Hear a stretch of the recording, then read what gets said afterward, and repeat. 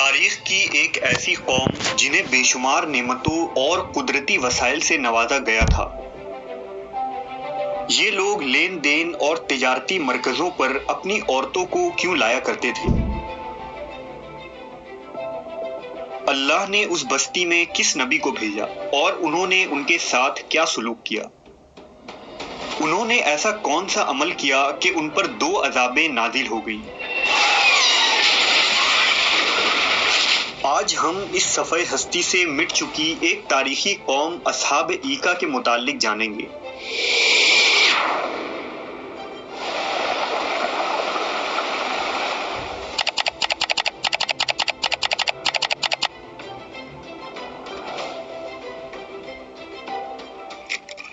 یہ 3000 قبل از مسیح کا زمانہ تھا جب بحر قلزم کے مشرقی کنارہ اور عرب کے شمال مغرب میں مدین نامی ایک بستی آباد تھی۔ اہل مدین کا تعلق سلسلہ بنی اسرائیل سے نہیں تھا، بلکہ یہ قوم دراصل حضرت ابراہیم علیہ السلام کے صاحبزادے مدین کے اولاد میں سے تھے، جو حضرت ابراہیم کی تیسری بیوی قطورہ سے پیدا ہوئے تھے۔ اس لیے حضرت ابراہیم کی یہ خاندان بنی قطورہ بھی کہلاتی ہے۔ مدین اپنے اہل و عیال کے ساتھ اپنے سوتیلے بھائی حضرت اسماعیل کے پہلو میں حجاز کے شمالی علاقوں میں آباد ہو گئے۔ یہی خاندان آگے چل کر ایک بڑا قبیلہ بن گیا، جنہیں تاریخ میں اہل مدین یا اصحاب ایکا کے نام سے جانا جاتا ہے۔ اہل مدین کا زمانہ حضرت موسیٰ علیہ السلام سے پہلے کا زمانہ ہے۔ یہ وہی زمانہ ہے جب سدوم اور عمورہ کے علاقوں میں قوم لوط فساد مچا رہی تھی۔ مدائن ایک ترقی یافتہ اور شہری علاقہ تھا، جبکہ اصحاب ایکا دیہاتی اور بدوی قبیلے کی آبادی والا علاقہ تھا، جہاں جنگل اور بن آباد تھے۔ کہا جاتا ہے کہ ایکا کے معنی گھنا درخت ہوتے ہیں، اور ایسا ہی ایک گھنا درخت مدین کے نواحی آبادی میں موجود تھا، جس کی لوگ پوجا پاٹ کیا کرتے تھے۔ اس لیے ان لوگوں کو اصحاب ایکا کہا جاتا ہے، یعنی قبیلہ کی نسبت سے یہ قوم اہل مدین کہلاتے تھے، اور مذہبی نسبت سے یہ قوم اصحاب ایکا کہلاتی تھی۔ یہ ایک ہی قبیلے یا قوم کے 2 نام تھے۔ اس علاقے میں بہت اچھی آب و ہوا، سرسبز میدان، نہریں اور آبشاروں کی کثرت تھی، جہاں میووں، پھلوں اور خوشبودار پھولوں کے اس قدر باغات اور چمن تھے کہ اگر ایک شخص آبادی سے باہر کھڑے ہو کر نظارہ کرتا تھا تو اس کو یہ معلوم ہوتا کہ یہ نہایت ہی خوبصورت اور شاداب گھنے درختوں کا ایک جھنڈ ہے۔ اس قوم کے لوگ بڑے اور وسیع جنگلات، باغوں اور پھلدار درختوں کے مالک تھے۔ اہل مدین کے لوگوں کا بنیادی پیشہ تجارت تھا۔ اس قوم کے لوگوں کی زندگی پرسکون تھی اور فراوان دولت کے مالک تھے، لہذا اللہ کی عطا کی ہوئی ان نعمتوں کا شکر ادا کرنے کے بجائے اہل مدائن غرور و غفلت میں ڈوب گئے اور زمین میں خوب فساد مچانے لگے۔ دراصل اہل مدائن کے لوگ حقوق اللہ کے ساتھ حقوق العباد میں بھی پامالی کر رہے تھے اور تمام انسانی حقوق کی دھجیاں بکھیر رہے تھے۔ اہل مدائن کفر و شرک میں مبتلا تھے اور درختوں کی پوجا کیا کرتے تھے۔ لین دین اور بیوپار میں بھی وہ بے ایمانی اور ناپ تول میں کمی کیا کرتے تھے۔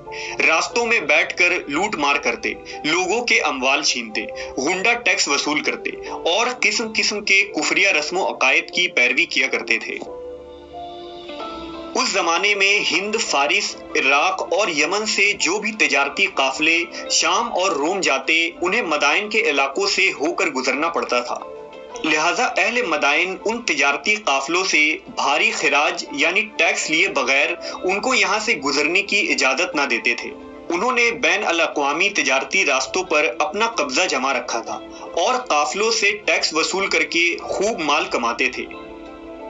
شاید اہل مدائن ہی دنیا کی وہ پہلی قوم تھی جنہوں نے ٹیکس لینے کے رواج کی شروعات کی، لیکن ان ٹیکس کی وصولی کے باوجود ان کے مال کی حرص کبھی کم نہ ہوئی، اور وہ لوگ ان راستوں پر گزرنے والے قافلوں پر حملہ کر کے انہیں لوٹ لیا کرتے تھے۔ روایت ہے کہ جس ایکا نامی درخت کی یہ لوگ پوجا کیا کرتے تھے، اس درخت کے آگے ہر 3 مہینے کے بعد ایک خوبصورت کنواری لڑکی کو ذبح کیا جاتا تھا اور اس کے سارے اعضاء کو الگ الگ کر کے دفن کیا جاتا۔ ان لوگوں کا ماننا تھا کہ اگر ایکا درخت کو دوشیزہ کی قربانی نہ دی گئی تو ہمارے کاروبار ختم ہو جائیں گے۔ اسی طرح زناکاری اور فحاشی کا یہ عالم تھا کہ انہوں نے اپنے بازاروں میں خاص انتظام کر رکھے تھے۔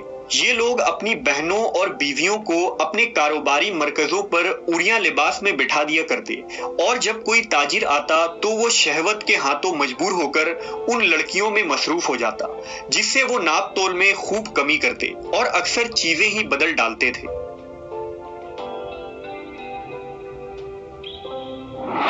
لہٰذا اہل مدائن کی رشد و ہدایت کے لیے اللہ نے ان میں حضرت شعیب علیہ السلام کو مبعوث کیا۔ آپ کا تعلق اہل مدین سے تھا۔ حضرت شعیب کے والد کا نام میکائیل تھا، جو یشجر کے بیٹے تھے۔ یشجر مدین کی اولادوں میں سے تھے، جو حضرت ابراہیم کے صاحبزادے ہیں۔ اس طرح حضرت شعیب کا نسب حضرت ابراہیم علیہ السلام سے جا ملتا ہے۔ حضرت شعیب عرب کی سرزمین میں بھیجے گئے تیسرے نبی ہیں، جو حضرت ہود اور حضرت صالح علیہ السلام کے بعد مبعوث کیے گئے۔ توریت میں حضرت شعیب علیہ السلام کا ذکر باب خروج میں جیتھرو کے نام سے آیا ہے، لیکن اس باب میں آپ کے متعلق بہت زیادہ معلومات نہیں ملتے۔ بچپن سے ہی حضرت شعیب علیہ السلام کی پرورش اس طرح ہوئی تھی کہ وہ اپنے قوم کے نیک اور معزز ترین شخص مانے جاتے تھے۔ آپ انتہائی نیک، ذہین اور شریف النفس انسان تھے۔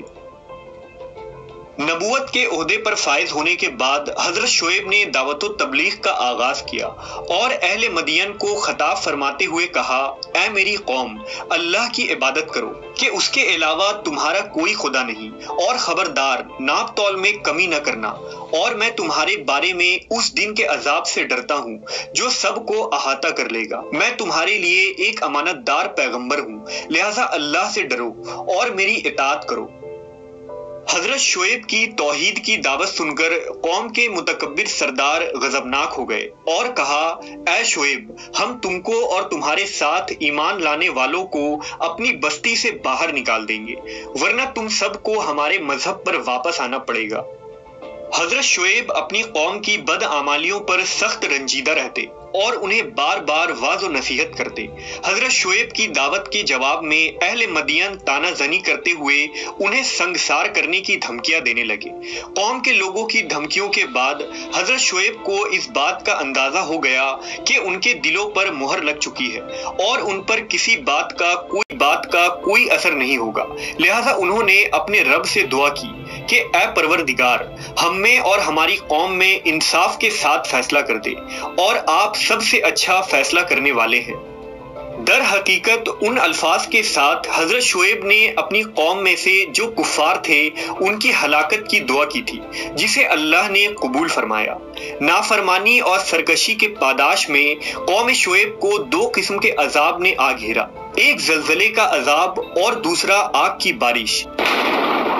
لہذا روایت ہے کہ جب وہ اپنے گھروں میں آرام کر رہے تھے تو یک بیگ ایک ہولناک زلزلہ آیا، اور ابھی یہ ہولناکی ختم بھی نہ ہوئی تھی کہ اوپر سے آگ برسنے لگی۔ قوم پر عذاب آتا دیکھ کر حضرت شعیب علیہ السلام اپنے اہل و عیال اور ساتھیوں کو لے کر یہاں سے چل دیے۔ اللہ نے ان لوگوں پر جہنم کا ایک دروازہ کھول دیا، جس سے پوری آبادی میں شدید گرمی اور لو کی حرارت و تپش پھیل گئی، اور بستی والوں کا دم گھٹنے لگا، اور گرمی کی تپش سے ان کے بدن جھلسے جا رہے تھے۔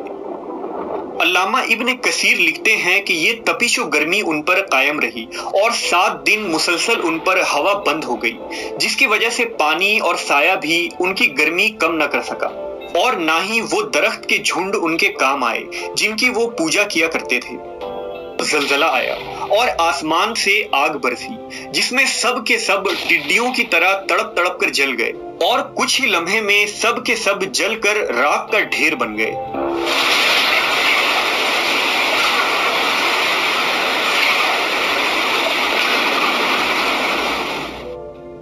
اگلی صبح یہ سرکش اور مغرور قوم اوندھے اور جھلسے پڑے تھے، اور یہ سرسبز و شاداب علاقہ جو کل تک مدائن کہلاتا تھا تاخت و تاراج ہو چکا تھا۔